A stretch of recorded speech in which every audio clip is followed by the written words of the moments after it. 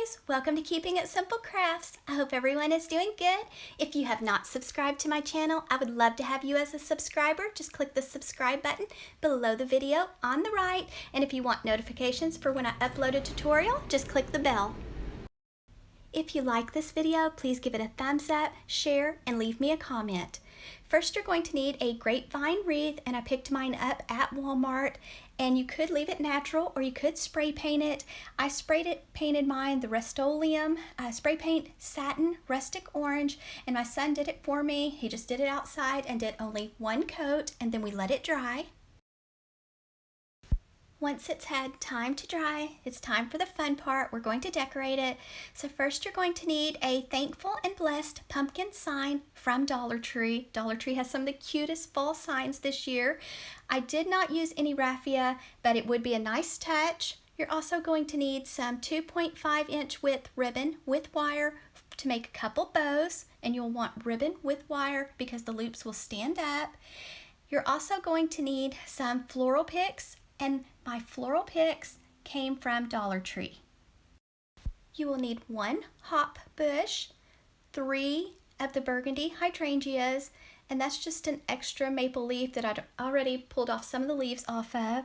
You're going to need 2 of the mini pomegranates. You're going to need 1 of the feathers. You're going to need 2 of the orange colored maple leaves, also from Dollar Tree, and then 1 of the lighter shade of maple leaves from Dollar Tree. And then I did not use those 2 bunches of florals from Dollar Tree, so you will not need those. Next, I twisted 2 pipe cleaners together so that they would be longer to attach to my wreath. So I just twisted 2 pipe cleaners together. Now I'm going to add some hot glue to the back of the pumpkin sign. Then I'm going to place the pipe cleaners in the hot glue, and then I'm going to place a strip of ribbon over the back of it. So just be very careful when you're using your hot glue. I'm using Gorilla Glue sticks, and I have my hot glue gun set on low temp. Next, I'm going to make a swag, and this swag is going to go on the left side of my wreath. Right now, I am making the top part of the swag. I usually, whatever I put on the top, I put on the bottom, or whatever I put on the left side, I put on the right side. I did not do that this time. I mixed it up a little bit.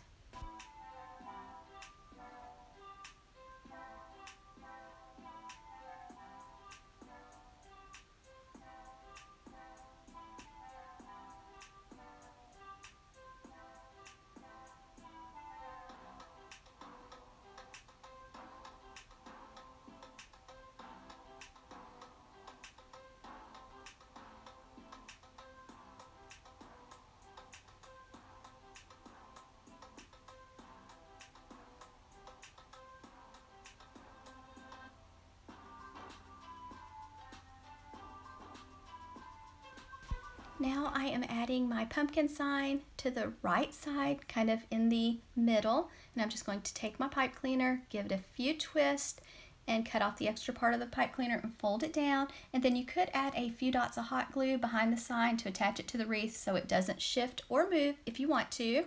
Now I am wiring my swag onto the left side. I'm just taking some floral wire, threading it under the grapevine wreath, then going to go around to the front and wrap the wire nice and tight around my little swag, and then leave the wires pointed toward the ceiling just in case I want to add something else.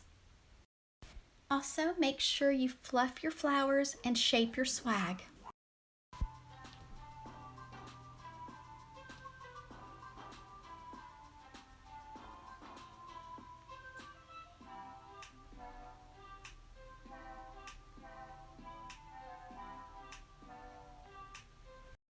Now I am making the swag to go below the pumpkin on the right side. So I am just taking some picks I picked up at Dollar General and cutting them into shorter pieces.